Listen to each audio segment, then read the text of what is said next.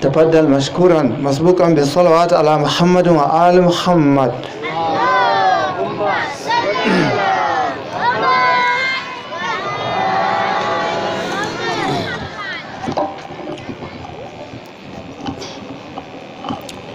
أعوذ بالله السميع العليم من الشيطان اللعين الرجيم. بسم الله الرحمن الرحيم، والصلاة والسلام على أشرف الأنبياء والمرسلين سيدنا ونبينا وحبيب قلوبنا وشفيع ذنوبنا أبي القاسم محمد.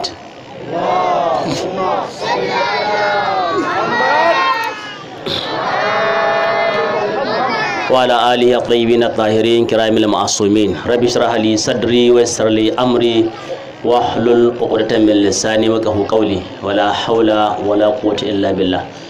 yan uwa masu girma, yan uwa masu daraja, yan uwa ma'abuta soyayya ga manzon tsira Muhammadun Rasulullah, assalamu alaikum wa rahmatullahi ta'ala wa barakatuh. Ba shakka wannan taro ne wanda ke ba irin shi.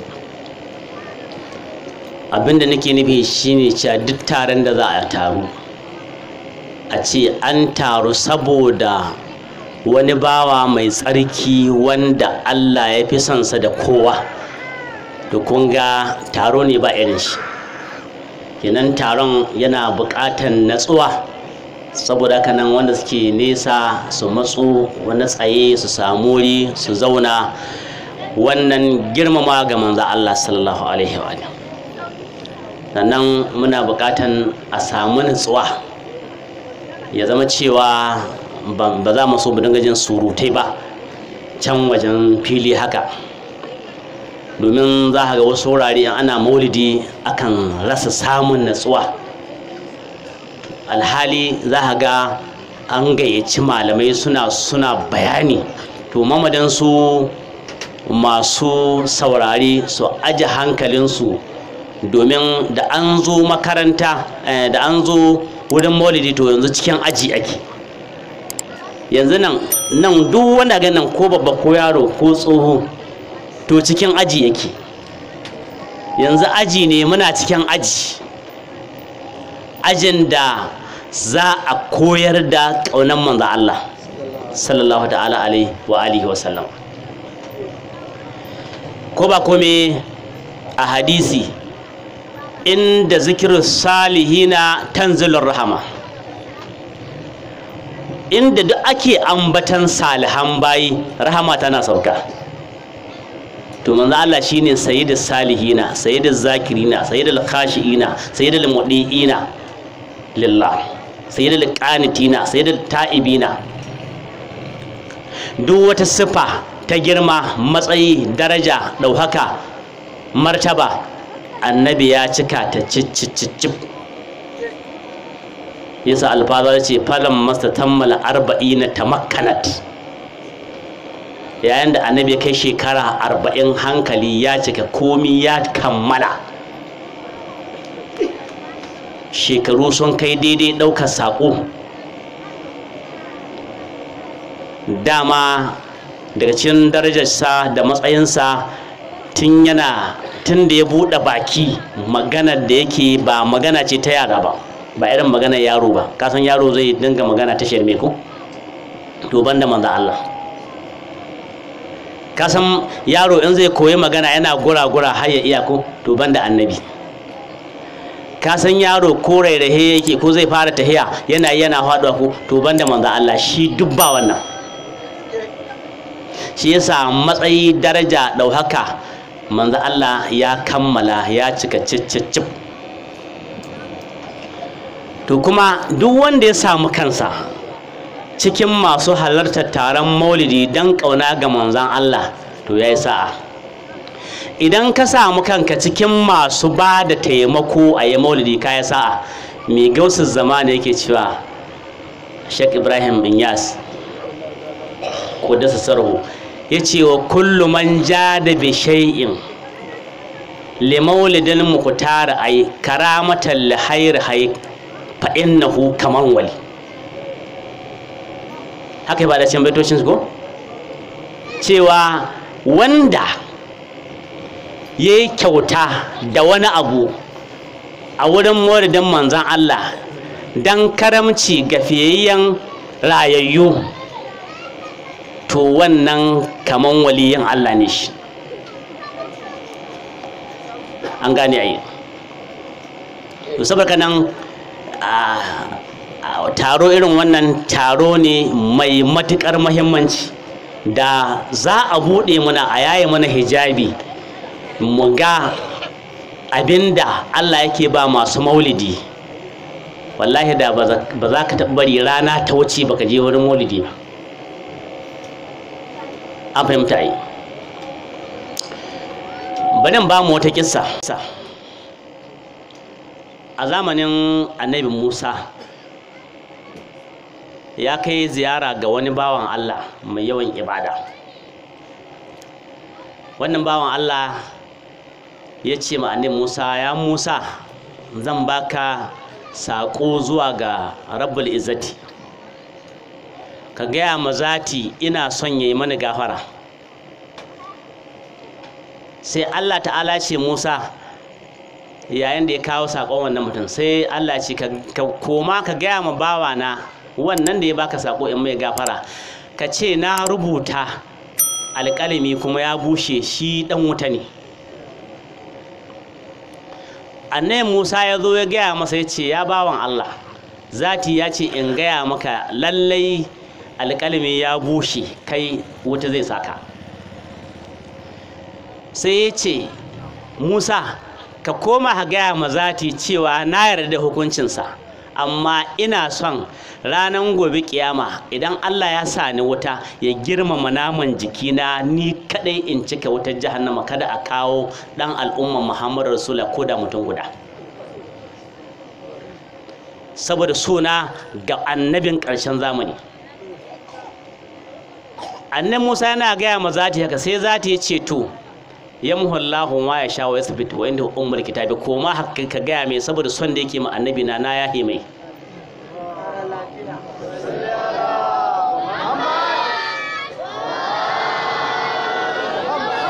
kun ji sirrin son manzan Allah, sirrin son annabi ne samun gafaran Allah.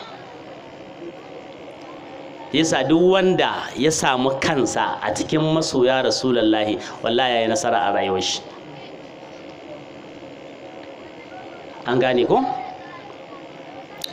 to da yake taro ne na maulidi, a maulidi ana son a karanto tarihin annabi ne, amma wani hamzari ba gudu ba. za mu karanta tarihin annabi kuma za mu karanto halayen manzon Allah, amma ina muna nasiha cewa mu tashi da aiki.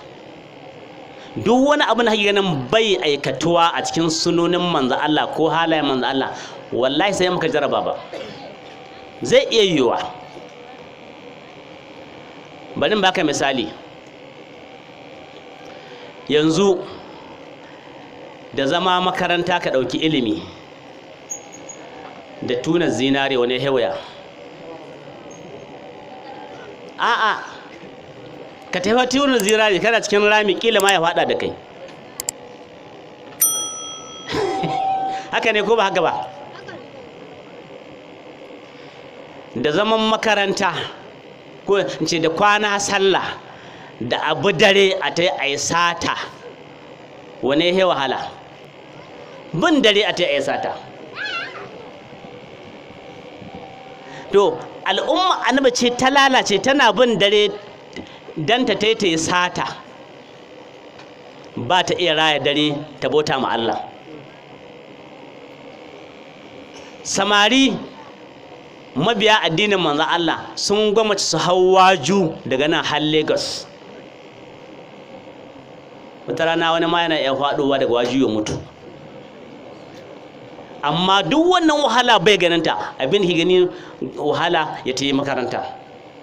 wannan shi ke da wahala. Sai ya zama samari sun watsar da neman ilimi don gudun talauci kuma ba su rabu da shi ba. Tunda da waya ka kirga cikin masu zuwa Legas mutum 100, da waya ka samu mutum 10 miloniya. Bai dai wuce abinci in ma an samu. To duk wani abin da ke ganin bai aikatuwa a cikin sunnonin manzan Allah da ɗabi'un manzan Allah, wallahi yan baka jaraba ba zai iya yiwuwa. To za mu karanto tarihin manzan Allah, za mu ɗan taɓo wani abu na haihuwarsa, sannan mu shiga ɗabi'unsa, sannan mu shiga mu'ujizojinsa, sai mu kammala. Abu na farko in muka ce wulada, malaman tarihi sun ce wulida rasulullahi sallallahu alaihi wa alihi wa sallam yawmul isnain sani ashara min shahar rabi'a awwal amul fil qubayla dulu'il fajr waladathu ummuhu aminatu binti wahab. wulida rasulullahi sallallahu alaihi wa alihi makatunan makahulan. Ai shine sai karantowa a cikin tarihi ko an haifi manzon Allah ranar 12 ga watan Rabi'ul Awwal da ta yi daidai da ranar Litinin a shekaran giwa. A shekaran giwa. Amma wannan a ruwaya da tafi shahara, amma a ruwaya tafi inganci, an haifi manzon Allah ranar Juma'a 17 ga watan Rabi'ul Awwal. Wannan ita ce ruwayar da tafi inganci, amma da tafi shahara ita ce ruwayar 12 ga wata. Yana fata an fahimta. To duka wanda ka ɗauka yayi, dan bambancin sabanin tarihi bai cutarwa. To amma me yasa watan yazo ya wuce ana tayi shauƙan wa hubban wa takriman li rasulil akram muhammadin rasulullah.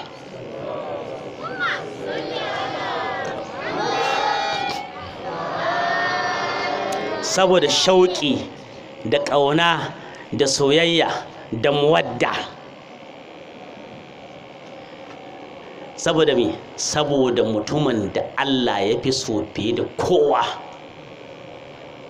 Allah ya kira Musa Kalimullah, Allah ya kira Ibrahim Halilullah, Allah ya kira Isa Ruhullah, ya kira Muhammadu Habibullah. Habibullah khairun min Halil wa khairun min Ruh.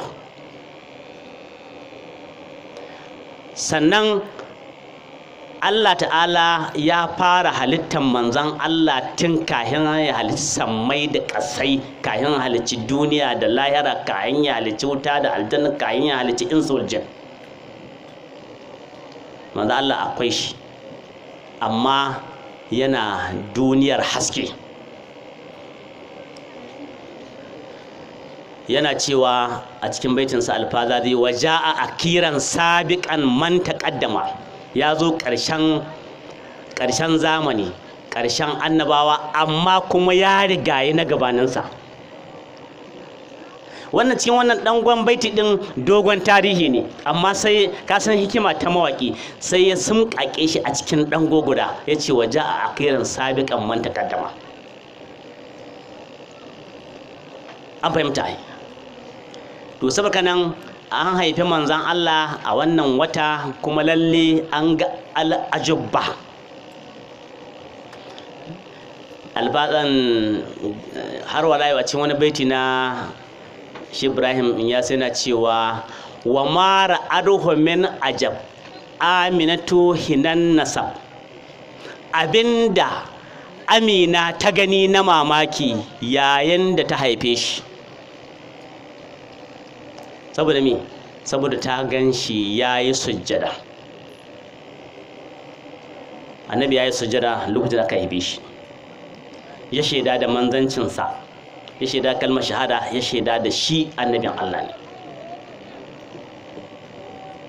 To haka dai haihuwar shi ta zo cikin abubuwa na mamaki, abubuwa na al'ajabi.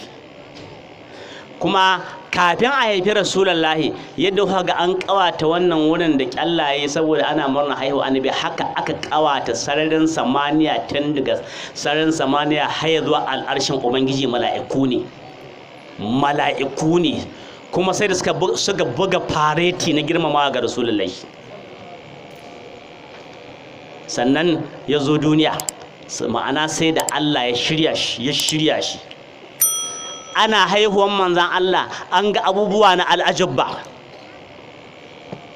Gumaka suka runtumo suka faɗi ƙasa, ƙorama sawata ta ƙahe, katangon kisra suka tsatsage, wutar majusu ta bici.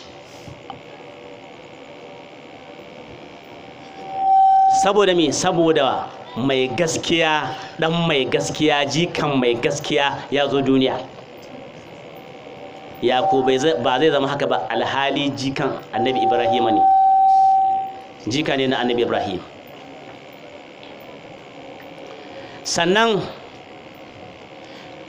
kamar yadda alfazari yake faɗi a cikin wani baitin san cewa badawa biqa'ul ard zulmun wa zulmatun, annabi ya bayyana lokacin da dukkanin sasannin ƙasa ya ainihin wato cika da zalunci na kafirci da zalunci na shirka.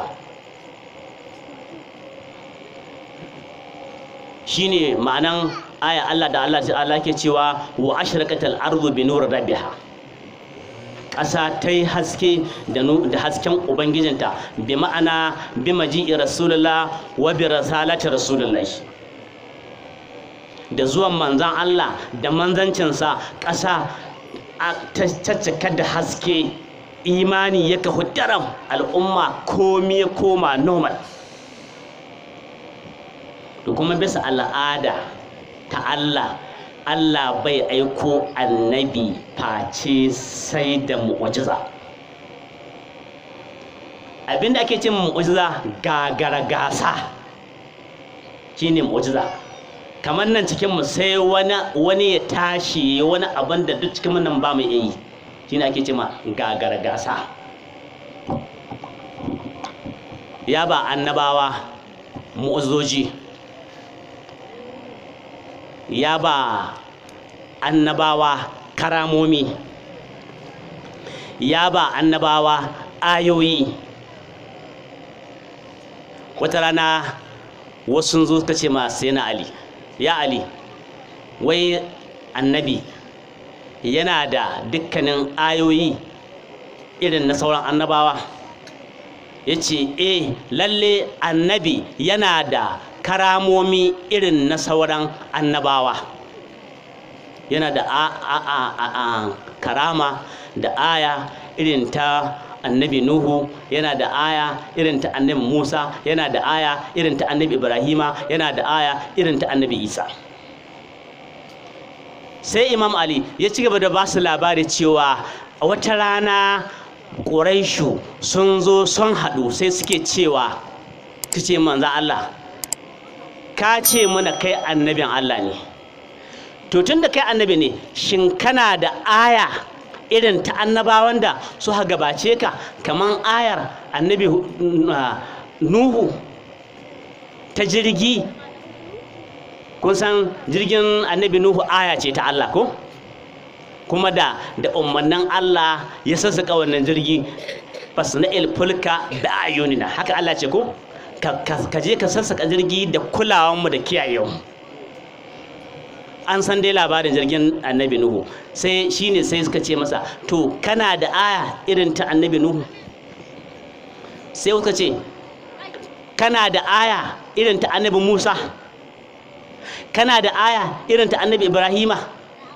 Kana da aya irin ta annabi Isa? In akwai ayoyin ka nuna muna, in ka nuna muna za mu yi imani da kai mu shaida da manzancinka. Sai annabi ya ce dukkan abin da kuka nema, wa kullu maqtaruhu indana, duk abin da kuke son a kawo muku akwai shi. Sai ya ce musu, dama cikin taron sai taron sai suka su kashi hudu. Kashi ɗaya ya ce muna son ka nuna mana aya irin ta annabi Nuhu. Kashi ɗaya ya ce muna son ka nuna mana aya irin ta annabi Musa. Kashi ɗaya ya ce muna son ka nuna mana aya irin ta annabi Ibrahima. Kashi ɗaya ya ce muna son ka nuna mana aya irin ta annabi Isa. Su sun yi wannan ta'annutan, an san ta'annuti wai dan ka ƙure mutum. Sai ya ce wanda suke son aya irin ta annabi Nuhu su tafi Jabal Abu Qubais. Sai hada su tare da Imam Ali, ya ce idan kuka je Jabal Abu Qubais can ƙarƙashin dutse za ku ga aya da kuke so ku gani, amma idan kun ga azaba za ta cin muku to ku dogara ga Ali, shi zai tsamar da ku, shi zai tsamar da ku. Sai ya ce masu son su ga aya irin ta annabi Ibrahima duk inda suke so cikin fadin jaziratul Arab gefe-gefen Makka su je, to sai suka samu wani wuri mai hako wanda ba ciyawa ba ice ba komai, suka ce bari su je can wurin su ga aya. Sai kashi ɗaya ce, sai annabi ce masu son kuma su ga aya irin ta annabi Musa su tahi Ka'aba.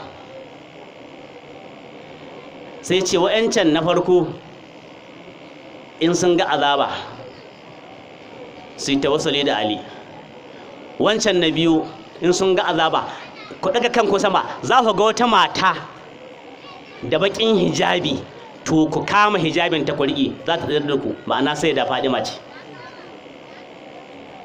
Wanda kuma suka je Ka'aba in sun ga bala'i zai auka musu, to su dogara ga sayyidina Hamza, shi zai tsaya musu. To shikenan sai aka raba duti, wanda suka tafi Jabal Abu Qubais suka tafi, masu zuwa cikin daji suka tafi, masu zuwa haramin Makka suka tafi. Dukkan su ayoyin da duk suka nema su gani sun gani, kuma dukkan wannan jama'a dukkan sun dawo sun shaida da kalmar la ilaha illa Muhammadu Rasulullahi. To shi kuma Abu Jahal yana cikin wa'anda ya ce shi ko aya da yake so a nuna mai irin aya annabi Isa. Ya ce ai annabi Isa ka ba mu labari yana raya mamaci, yana ba da labarin abinda mutane suka aje a ɗakunansu, to ni ina son ka gwada mana aya irin ta annabi Isa. To da jama'a ta farko suka dawo suka ce wallahi duk abin da ka faɗi ya Rasulullahi za mu gani na aya, mun gani. Na biyu suka zo suka ce wallahi ya Rasulullahi duk abin da ka ce mu faɗa, duk abin da ka ce za mu gani na aya mun gani, mun yi imani da kai. Jama'a ta uku suka ce ya Rasulullahi duk abin da ka ce za mu gani na aya mun gani, mun yi imani. Saura Abu Jahal. Sai Abu Jahal ce to ni kuma yawa bayan duk wannan mutane sun yi imani, manzo Allah ce to kaji ko sun ga tabbaci sun yi imani, kaifa yace to ni ba zan yi imani ba sai ka gwada mana aya irin aya annabi Isa. Yace to na farko dai kahin ka hito daga gidanka in ji Rasulullahi ka ci gurin kaza, an kama kaza soyayya, ka ci rabi ka aje rabi. Yayi shiru, kuma haka ne. Annabi sa ya ɗauko wannan gurin kaza, annabi ce kaza tashi, sai kaza ta rayu. Gashi fa shi ya ɗauko gurin kaza da shi kuma ya ci rabi. Ya ci rabin guru, ya aje rabi, an jima ya ƙara ci. To da ya ci wannan guru, yanzu kuma an kawo guru guda, annabi ya ce gurin kaza ya tashi, kaza ta rayu ta tashi. Kun ga aya irin ta annabi Isa ko? Wa uhyil mauta bi iznillah. Annabi Musa, annabi Isa yana raya mamata da izinin Allah. Yakan zo kabari sai ya aza sandarsa saman kabarin sai ce ya qadimu ya da'imu ya wahidun ya ahadun ya samadun ya fardun. sai kabari ya bude, wanda ke ciki sai hito a ganshi rayayi. To shine sai shi Abu Jahal ya ce shi a gwada mashi, a nuna mashi aya irin ta Annabi Isa. To shine Annabi ya ce to na farko dai ka ci gurin kaza ka ajrabi, dauko shi. Ya ta ya dauko, Annabi ya ce maka zata tashi da izinin Allah, ka zata tashi. Ya ce to Annabi ya ce masa to ka yi imani. Ya ce to gaskiya shi yana ganin wannan kawai duk yaye ne kawai, bai imani ba. Shi yasa malam imani tsada gare shi wallahi, wanda da Allah ta'ala ya taimake shi ya zama musulmi mai imani ma Allah godiya, kuma wannan ni'ima ta imanin ka iya rikonta. Ko ka san yanzu mafi yawan al'umma imani ya kubuce musu, imani ya kubuce ma mafi yawan al'umma. Abin duniya ya lalata imanin mafi yawan, kowa duniya yake so. To wannan kenan. So kun ga yanzu wannan daga cikin abin da ya faru dukan mu'jiza ce ta manzon Allah sallallahu alaihi wa ali. An gwadawa wanda suka ce suna son su ga mu'jiza irin ta Annabi Musa sun gani, ta Annabi Nuhu sun gani, ta Annabi Ibrahima sun gani, ta Annabi Isa sun gani. Da kuma har yanzu nan inda ake maganan nan a duniya akwai ayoyi da suke nuna manzan Allah manzo ne. Wata shekara a kasar India an haife wani jariri, nan ga goshinsa an rubuta Muhammadu. Sai ya ɗauki ɗan ya kai wajen, shi kirista ne, sai ya kai ɗan wajen fastoci. Suka ce ai ba Muhammadu ake nuhi ba. Ya ce kai shi gaskiya Muhammadu ake nuhi, kuma shi gaskiya ya ma musulunta kawai. Ya musulunta, ya yi imani da Allah subhanahu wa ta'ala. Saboda kanan kenan har yanzu mu'ujizojin manzon Allah akwai su, da karamomi na wannan addini. To wannan kenan. To za mu shiga bayani akan me Annabi ya zo da shi. Ma za ja'a bihi Muhammadu Rasulullah wa ma yuridu Allah bi hadhihi al-umma wa ma hiya maswaha. Me Annabi ya zo da shi, me Allah ke nufi da wannan al'umma, menene makoma al'umman nan. Wannan al'umma Allah ta'ala ya aiko manzon rahama sallallahu ta'ala alaihi wa alihi wa sallama dan ya tsamar da mutane minad dalalati ilal huda, daga bata zuwa shari'a. To tambaya, yanzu mu da muke rayuwa a wannan ƙasa da ake ce ma Najeriya, a hukumance bisa shari'a ake? A al'adance bisa shari'a ake? Amsa a'a. To kenan in ba haka ba bisa shari'a ake ba, to kenan mu zuwan manzon Allah bai mana amfani ba kenan, wal iyaz billahi.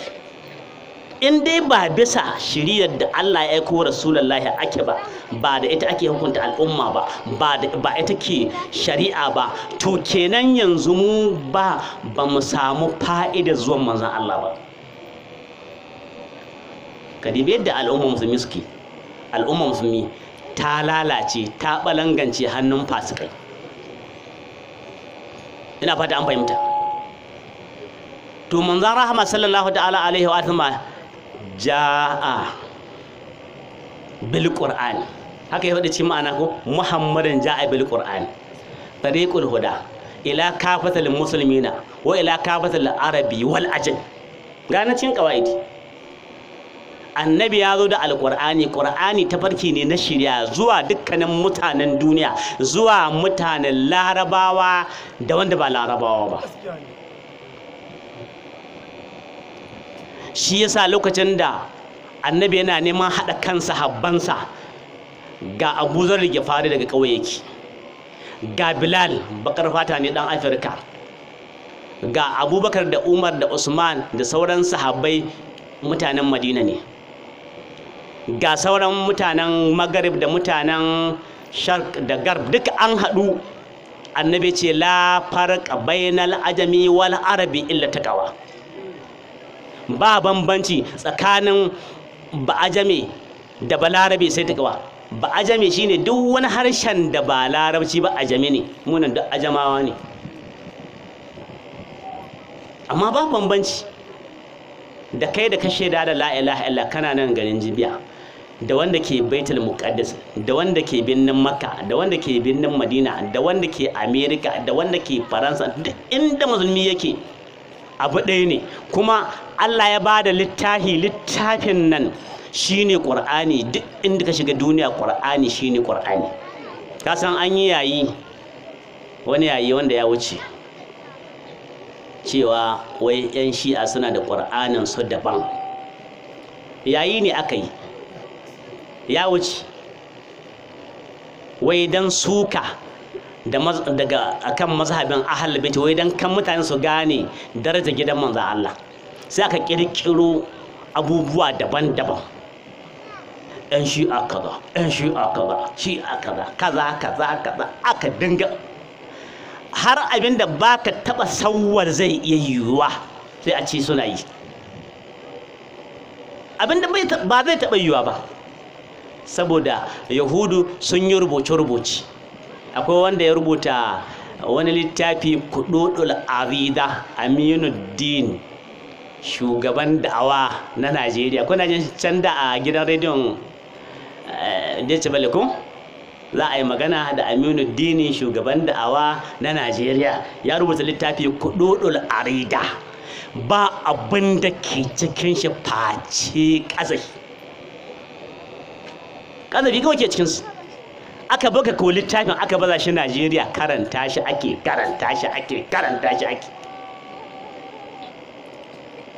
Kamar yadda wani malamin izala da ya mala sha iska, wato sai ya rubuta littafi Risalatu Da'i ila Sunnati Zajir anil Bid'ati.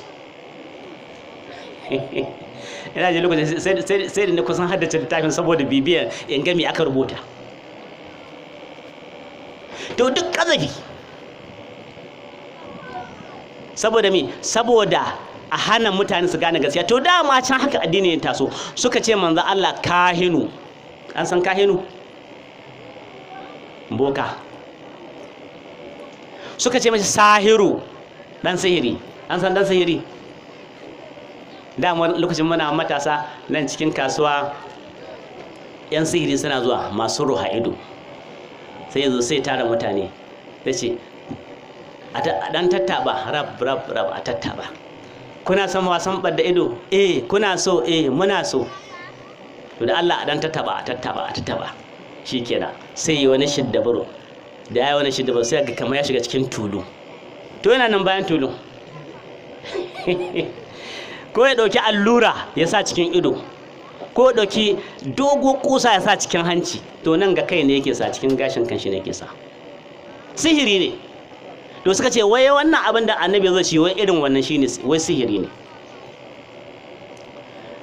Suka ce mashi kazzab. Suka dinga jihon manzon Allah da ƙarairayi daban-daban. Duk dai sa ga wannan bata yi ba. Aka da aka ce to yanzu a yi mai dubara, a bashi mulkin Makka, a ce shine sarkin Makka.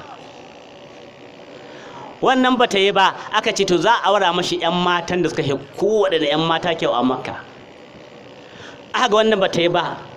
Kai duk wani mataki na a kawo da manzon Allah da da'awar shi ba wanda ba a ɗauka ba, abin bai taɓa yiwuwa ba. Ƙarshe kawai aka ce to kisa kawai. Ka san shi azalimi da ya cika ya tumbatsa zai ce a kashe. Ina ruwan Buharin Daura, Allah tsine mashi albarka. In ka ji haushi har da kai.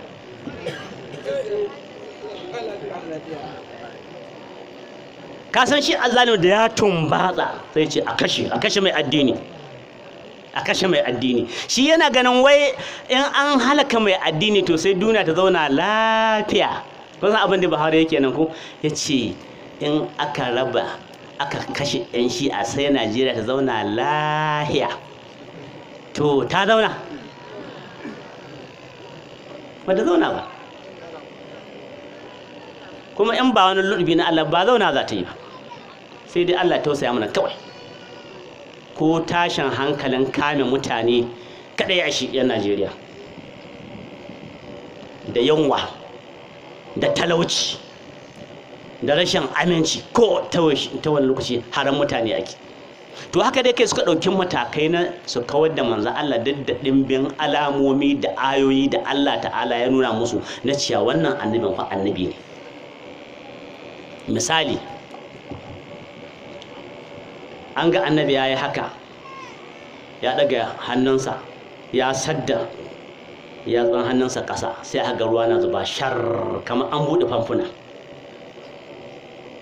Jaral ma'umin kafai ya ƙali bi nabi, in ji alfazari ko ya ce ruwa sun gudana a cikin yatsun manzan Allah.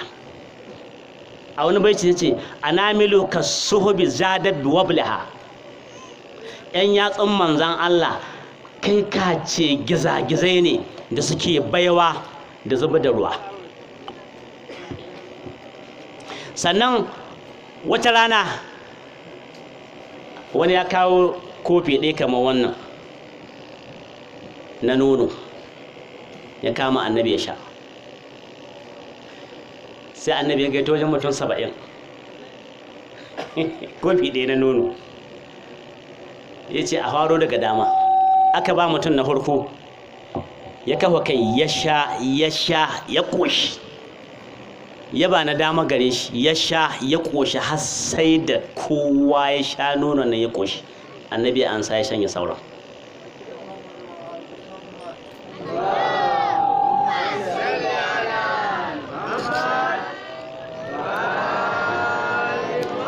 Wata sista ta shirya waina, tana waina don ta ciyar da manzon Allah umarnin mijinta. Waina duka dai bai wuce mutum 10 su ci, amma tarin sahabbai annabi ya gayyato. Duk yan an je aka ɗebo wannan waina, kayan a kawo a canye tanda ta ƙara cika har sai da kowa ya ce ƙoshi. Wadda wannan fa Allah ta'ala yana gwada mu al'umma cewa wannan mutumin fa ya fi bambanta da kowa, amma muna a Najeriya ake taɗa wai annabi mutum ne kamar kowa. Wannan magana ma ai magana banza ce suke. Kai ka san da ganin wani ya hi ubanka, kuma in ka kalli wata ka san ta hi uwarka.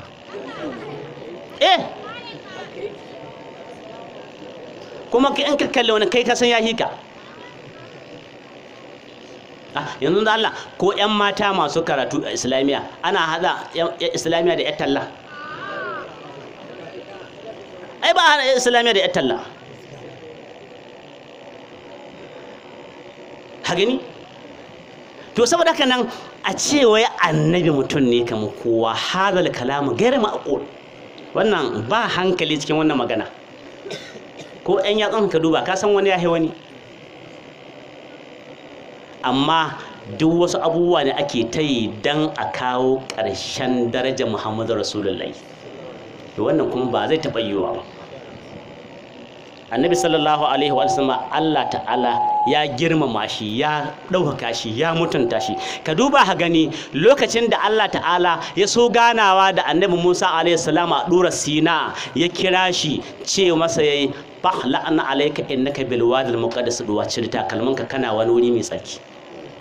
Amma manzon Allah sallallahu alaihi wa ali da za a gana da shi sai da Allah ya aiko malaka Jibrilu ya zo da buraka ya dauke shi daga Makka, aka buga aka nihi Qudus, daga Qudus aka buga aka nihi sama, tun daga sararin samaniya aka shiga Hazira, aka je sama ta daya har sai da aka je annabi je inda Sidratul Muntaha.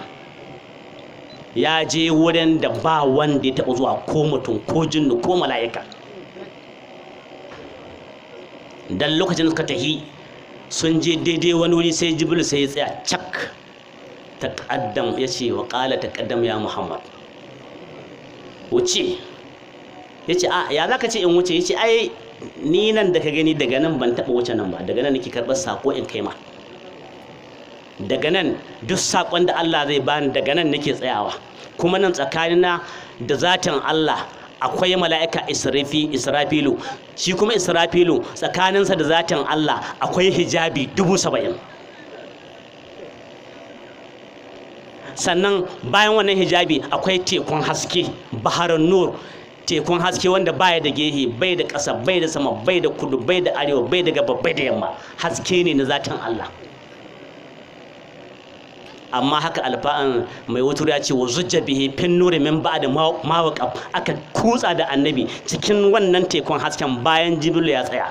Jibril ce ya Rasulullahi wuce, sai annabi ce ya Jibrilu a fi hadal maqam yatarku habibu habiba, yanzu wannan wurin ne masoyi zai bar masoyi, kamar kuna taya da abokinka na kudda kud. Sai ya tsaye cak ya ce kai ita tahiya ya zaka ci. To saboda nan manzo sallallahu alaihi wa sallam mutum ne ainihin nan musamman, ya zo da shari'ar nan al'umma ita ce alƙur'ani. Wannan shi ne za mu ɗauko ya zama mun kammala da shi.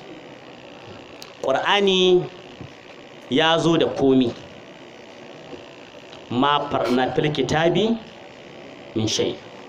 Allah ce ba mu bar komai ba a cikin littafi, mun zo muku da shi. Zuwan manzan Allah duniya ya nuna yadda ake komai na ibada, hatta shan ruwa. Wannan ba kofin ruwa bane, annabi cewa ya kada ka dinga shan ruwa ka shurbatul ba'ir, kamar shan ruwan raƙumi, kwadal musamman an kai azumi ana zahin rana.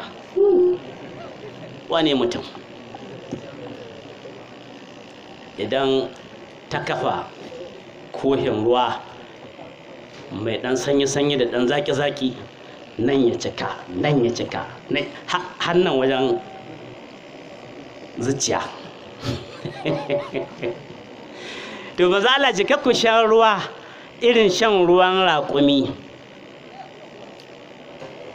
wannan yana gadar da ciwon anta.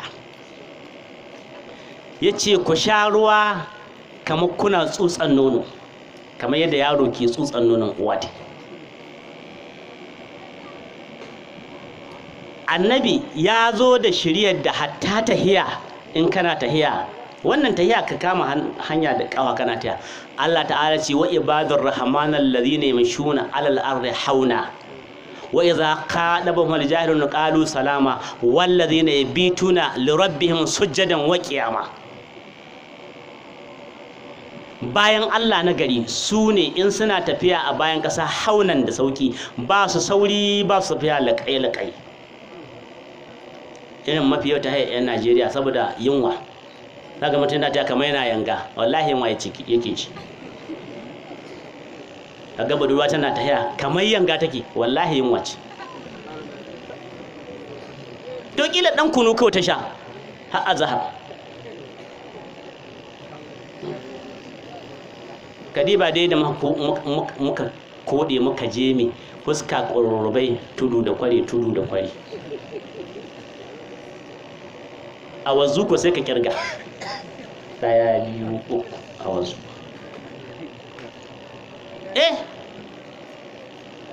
Mutane ga anan kamar an shiga cikin halin hauka. Duka gani.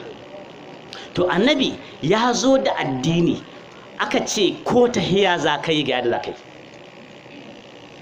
Wani wuri ya ce Allah ta'ala ce wala tamshi fil ardi marhan innaka lan taqriqal arda wa lan tabluga jibala dula.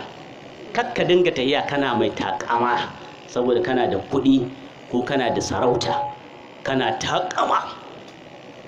Allah ya ce duk daga karan hancinka ba kai tsawon duci. Ai mun ga Karuna ko Allah ba mu labarin saboda dukiya yana tafiya yana takama, yana abun da ya ga dama da dukiya. Aka ce masa wa tagi fi ma ataka Allahu daral akhirah, ka nemi gidan lahira da abin da Allah ya baka. ƙarshe me yace wa ma utituhu illa min ilmin indi. kadibi fir'auna hallaka ila an tazakka wa ahadaka ila rabbika fataksha fa arahu al-adal kubra fakazaba wa asa. ƙarshe ya ce fa hazara fanada wa qala ana rabbukumul a'la. to duk qur'ani ya zo duk ya hana wa'annan. alqur'ani ya ce innamal mu'minuna ikhwatun, mu'minai yan uwan juna ne, suna son juna, suna ƙaunar juna.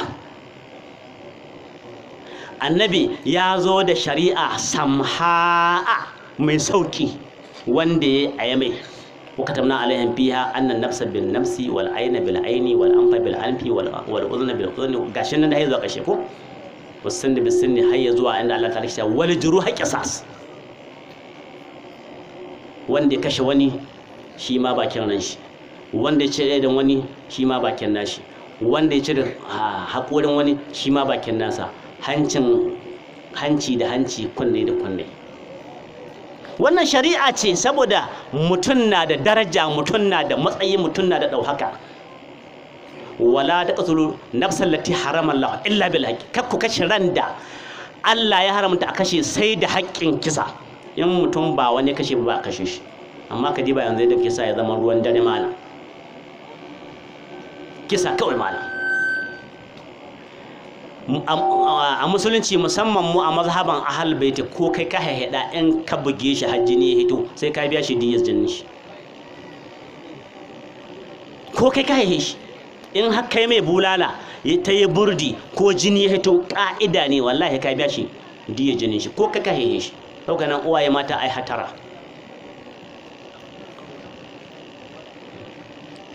ta gani kai addinin musulunci kama ya mutum kallon banza haramun ne, ka zunde shi da baki haramun ne. wailul likulli humazatin lumada, kai mutum kallon banza.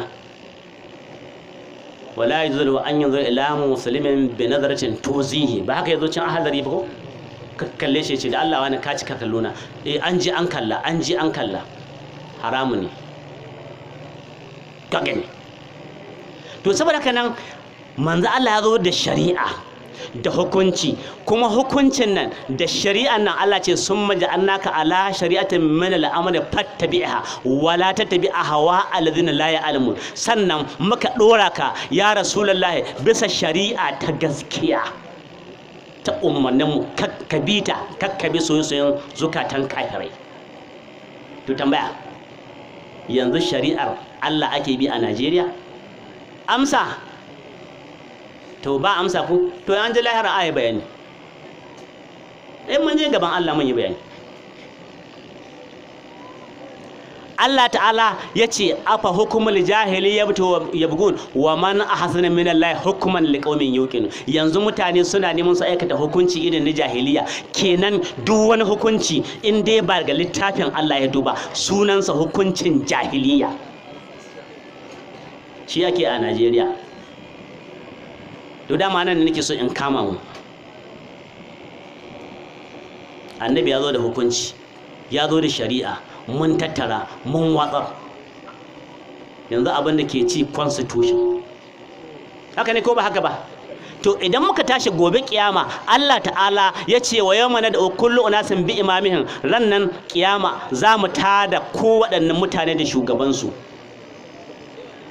yanzu idan dan Najeriya tashi kai dan Najeriya ka tashi karshen Tinubu, ina za a ni dai ban ce wata za a ba, amma ba aljanna za a ba. ban ce wata za a ba ruwana, amma dai ba ta yi aljanna. saboda me? saboda adalcin da Allah zai shine zai ce wala nas'alanna alladhina ursila ilaihim wala nas'alanna almursalin. za mu tambayi annabawan da muka ba sako, za mu tambayi mutanen da aka aika masa sako. idan Allah ya tada dukkanin annabawa suka ba da bayani, aka tada manzon Allah ya ba da bayani cewa ya zo mana da sako mu mutanen Najeriya, amma mun aji sakonsa mun bi littafin Bature constitution.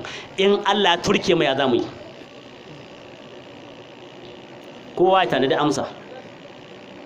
in baka da amsa to ka tanadi lawaya, kowa ta da lauya lahira ba shi ko guri to guri ba shi ba ta da lauya lahira shi ma laiwan ta kan shi yake. To saboda haka nan 'yan uwan musulmi da ƙarshen magana shine cewa annabi ya zo da shari'a, ya zo da addini, ya zo da risala, kuma risalan nan tana nan, addinin nan yana nan, sai dai an aje ba aiki, babu aiki, ba ta ɗabiƙi. To shi yasa a daidai irin wannan lokaci na maulidi mukan samu dama mu isar da sako. Sannan lokacin da manzo Allah zai bar duniya yayi huɗuba ta bankwana, yayi huɗuba ta ƙarshe, inda ya bar sallahun cewa ya bar mana abubuwa guda biyu. Abin da ya ce, ayyuhan nas ana basharun fikum yushaku ayyateni rasulallahi fa ujiba walakin inni tarikum fikum halifatayn aw saqilatayn kitabullahi wa itrati ahli baiti lan yabtarqa hatta yarda alayya alhawd. Ya ku mutane, dan sako ya zo, ya kusa zo man daga Allah, shine mala'ika Azra'il. Idan ya zo zan amsa kira, amma na bar muku abubuwa guda biyu, kitabullahi littafin Allah, wa itrati da iyalan gidana. Wani sai ce inni tarikum fikum saqalaini, na wayaya guda biyu, ko halifataini, halifofi guda biyu, littafin Allah alqur'ani. Yace alqur'ani man amila bihi sabaka, man hakama bihi adala, wanda ya aiki da alqur'ani ya rigaya, wanda ya hukunci da shi ya yi adalci. Sai ce ma iyalan gidansa man tahallafa anha garka, duk wanda cewa ahal baiti kasafi na tinuhin man rakiba hanaja wa man tahallafa anha garka au halaka. Na bar muku a iyalan gidana kamar jirgin annabi Nuhu ne, wanda ya hau ya tsira, wanda kuma ya ƙi hawa ya ce ya halaka, ya nutse. To tambaya, nan inda muke rayuwa, inda ake ce mu Najeriya, a hukumance cikin abubuwan nan guda biyu, ko Qur'ani ko iyalan gidan manzo Allah, da wani ake riko? Ina tambaya jama'a, ba ko daya. To amma ga annabi ya faɗi wannan magana, kuma duk malamin da ya kai malami ya san annabi ya yi wannan magana. In baka yadda ba, je ka samu malaminka, inda ya kai malami, ka ce malam dan Allah dan annabi dan tsarkin mulkin Allah ka gaya mani gaskiya, da annabi zai bar duniya me ya ci, me ya bar ma duniya? Wallahi zai kama hadisu sakarai ne.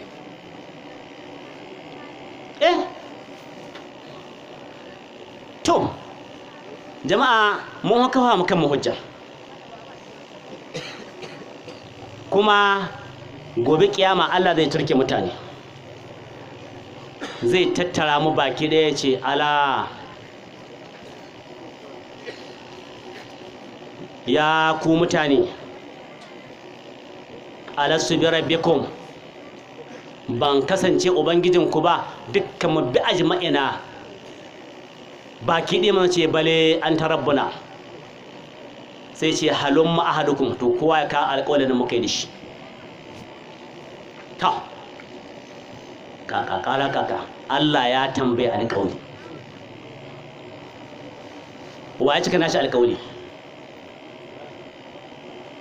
Ba a cika alƙawari sai ƙarƙashin alƙur'ani, ba a cika alƙawari sai ƙarƙashin sunna ta manzan Allah, ma'ana aikinsa da zancensa. To yau gashi duk mun balangance, kowa yana kabara da kai, kowa yana karo da kai kawai. In ma kana da sai a ce to mun ji, dan billahi lazi iman wazi, mu kan mun mai kaurin suna ai. ka wuce wani wuri a zage ka, akwai wanda ya zo ce mini malam da Allah ka yahe mu, wala duk kullum kauce nan sai na zage ka. Na ce na yahe ma haka nan, wallahi ban bai laifin kuma shi kawai saboda yana ce a dawo ga littafin Allah, wai muna jawo tashin hankali. Na ce wallahi malam duk sannan kauce nan wallahi sai na zage ka. Na ce na yahe ma. To ai al'adan kira ce, in dai kira ne na Allah, ya Allah ce ma annabi wa in yakadu allazina kafaru la yadhlukum bi absarihim lamma sami'u dhikra wa yaquluna innahu lamajnun. Idan annabi zai wuce kamar su ture shi da ido saboda kallon banza. Annabi zai wuce a ta kallo, a ta mugun kallo, kamar la yadhlukum bi absarihim lamma sami'u dhikra saboda suka ji ambaton Allah. To al'ada ce ta da'awa, dole dan gwagwarmaya sai ya hakuri. In dai za ka yi gwagwarmaya ko ta siyasa ce sai an zage ka. Wata rana nan Allah ji ga Allah ji Yunusa ya zo daidai nan ma'auna, na ji wani yaro ya barka mai zagi saboda siyasa. Na ce inna lillahi wa inna ilaihi raji'un. Na ce ni ko da alhaji na jan nasiha da na ce alhaji da Allah ka daina siyasa kawai malam. To ko gwagwarmayar siyasa za ka yi sai ka yi haƙuri, don wallahi an zage ka sai an ci mutuncinka. Baranta na gwagwarmayar tabbatar da addinin Allah, tunda annaba ba su sha bawa zai sha.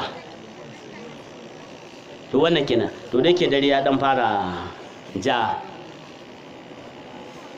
za mu so mu dan dakata nan a salami al'umma, kowa ya koma gida saboda cikakken tsaro ko saboda jibi akwai cikakken tsaro. Akwai cikakken tsaro jibiya. Dan yanzu kamar zaman nan namu ba ma kika ji daram, kowa ya gane inda uwa ta yi shi. Ka Allah sauka, ana cin bala'i malam. To sakamakon an bar shi sakon da annabi ya zo da shi yasa aka shiga halin da ake ciki. To ƙarshe muna kiran al'umma musulmi, shiriri ta ba ta yi ƙasa Najeriya, ba abin da zai gyara Najeriya sai littafin Allah, ba abin da zai gyara ƙasa sai alƙur'ani, sai addinin musulunci. Wanda ke ganin jam'iyya ta siyasa za ta gyara Najeriya, to ga hili ga mai doki. Shekara nawa ana wannan fifofi din, me suka yi? Ita dai wannan shege jam'iyya APC babu bala'in da bata afka ba a Najeriya, babu bala'in da bata afka ba. Saboda nan fatin siyasa ba mahita bane, mahita kalmar la ilaha illallah muhammadu rasulullah, mahita littafin Allah. Sannan ina mana nasiha dan Allah dan annabi, al'umma musulmi mu haɗa kanmu. Akwai ummani daga Allah, wa asmu bi hablillahi jami'an wa la tafarraqu, ku riko da igiyar Allah guda da kakkuran raba. Wannan magana ba shawara ce Allah ke bamu ba, umurni ne, kamar kace aqimu salat ko tsai da sallah. Haka nan ce wa asmu bi hablillahi jami'an wa la tafarraqu, kakkuran raba. Bambancin ɗariƙa da bambancin mazhaba bai sa a rarraba, a tarwace, a yi ta gaba, a yi ta ƙiyayya, a yi ta kafir da juna. Wannan hauka ne, sharrin iblis ne. Ki samu a wurinmu, in dai kana kalmar shahada kai ɗan uwanmu ne. Wata rana an taɓa zuwa nan sakatariya wani taro, ake tuhuman wasu malaman ɗariƙa, me ke gamin ku da 'yan shi'a? Suka ce annabi. Da ai daga nan mai tambaya bai kara cakoyin ba, ya ce annabi. Kai ka ce in aka ce wannan dan shi'a, da ina kallon wani kilif yana ce wani malami zananta shi abin da ya ɗauki dan shi'a kahir ce. To amma dai da ya ƙoƙari ya hidda annabi Ibrahima, dan annabi Ibrahim dan shi'a ne bisa nassin Qur'ani, wa inna min shi'ati. To ka gani da ya san Qur'ani so ce, amma banda dan shi'a cikin annaba annabi Ibrahim da annabi Nuhu. kuma a cikin annabawa akwai 'yan shi a cikin sahabbai ma irin su Bilal, irin su Miqdad, irin su Abu Dharr Gifari, irin su Muhammad bin Abi Bakarin da matan manzo Allah irin su Ummu Salama da sauransu, dukkan su 'yan shi'a ne, ma'ana 'yan goyon bayan Ali ne, Ali dan Abi Talib. Duk mai goyon baya sai na Ali shine ake ce mu dan shi'a, ma'ana dan goyon baya. To abin da ke hana mutane su anshi gaskiya shine zaka ji mutum ya ce to in dan gaskiya wallahi malamin ce ya faɗa gaskiya sai dai dan shi'a ne. Sai ka ji ya ce duk da dai ni ba dan shi'a bane wallahi malamin ce ya faɗa gaskiya. To abin da kake cewa in ka ce duk da kai ba dan shi'a bane kana cewa duk da ni ba dan goyon bayan gidan manzon Allah bane, duk da ni ba ruwana da 'ya'yan annabi. Abin da kake cewa kenan baka sani ba, amma ta yake karatu. Alfazazi a cikin baitinsa na 20 ya yace cewa anamiluhu kasuhbi jadad duwabliha wa akalaquhu lam yuta khalqun kamisliha wa shi'atuhu la ba'da farlun kafardiha dara'ifu khairu dara'ifu kullaha ala qadri samdi yumtaqad simdi. Haka ya faɗi a cikin wannan baiti, yace nan yana kawo mu'jizun annabi ne, yace har yatsun annabi kaman gizagizai ne wajen zubda ruwa, sannan ainihin wato wa akalaqu dabi'un manzo Allah lam yuta khalqun kamithliha ba wata halitta ba irin ainihin dabi'un manzo Allah. Sannan yace wa shi'atuhu jama'a annabi la ba'da farlun kafarliha, bayan falalasu ba wanda ke su falala. Sai ce dara'ifuhu kuma rundunoninsa khairu dara'ib su ne mafi cancanta rundunoni. Ya ce ala ƙadar wasu simɗihim ta ƙadisun, gwargwadon kyawun casbi, gwargwadon yadda ake tsara mashi tsari. Saboda nan annabi ya gama mana komi. Lokacin da aya ta sabka innal ladhina amanu wa amilus salihati ulaikum khairul bariyya, wanda suka yi imani da Allah da ranar lahira su ne fiyayyun talikai. Qalatis sahaba ka ce manhum ya rasulullah, sai annabi ya ce aliyun wa shi'atu, Ali da yan shi'arsa. Wannan ka duba cikin littafin sunna, ka duba cikin nurul absar za ka ga wannan bayani, ko ka duba a cikin tafsirul dabari imamul mufassir na ahli sunna za ka ga wannan bayani din. Saboda nan yan uwa musulmi kun ji abinda ya hau kanmu, amma wannan shiririta da muke yi a matsayinmu na 'yan Najeriya an tarwace, an raba makarantu, an raba masallatai, wancan bai cin yankan, ko da ke cin yanka yanzu an tuba ko. Ta rana na je sayan nama haidar tare da wani malamin izala ya ce sayan nama nan kuka mashaya, na ce to an koma cin banka giwa lau bale yanzu. To ala ayi halin dai bayani ba karewa yake ba. Lamarin manzan Allah in za a yi ta magana ba yiwa a kammala. wa man za ya kilil bahar wal bahar musbitu. To muna fata yan uwa na wannan halka ta Imam Husaini da suka shirya wannan maulidi kuma suka kawo shi a wannan unguwa tamu, Allah saka musu da alheri. Kafin mu aje abin magana muna tawassuli da annabin rahama sallallahu alaihi wa alihi. A gidan nan akwai yarinya mara lafiya Fatima, Allah ya warkar da ita dan sirrin tsarkin nubuwa. Allah ta'ala muna tawassuli da wannan mazauni da wannan muka haɗu a nan domin sa Muhammadu Rasulullahi. Akwai yan uwanmu da ke hannun mutanen daji, Allah ka ba su mahita da gaggawa. Allah muna roƙonka dan tsarkin sirri na nubuwa, wannan bala'i na kidnapping Allah ka kauda mana shi. Allah kada ka bari wannan abin ya wuce imaninmu. Allah ka kauda mana wannan bala'in, ba dan halmu ba Allah ka yi mana dan girman mai girma a wurinka Muhammadu Rasulullahi. Da wannan ke cewa assalamu alaikum wa rahmatullahi ta'ala wa barakatuh. على محمد وآل محمد.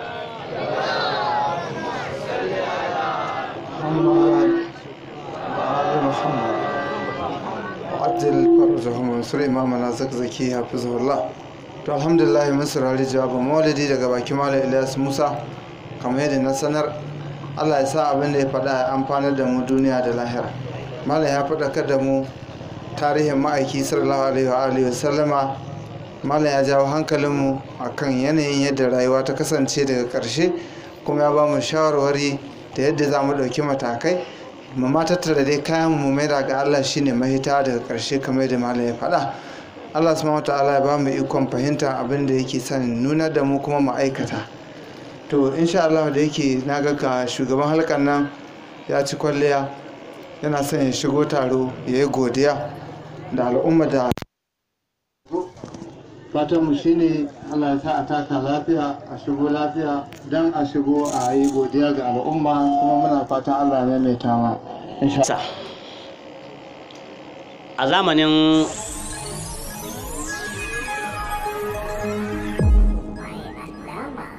Channel TV.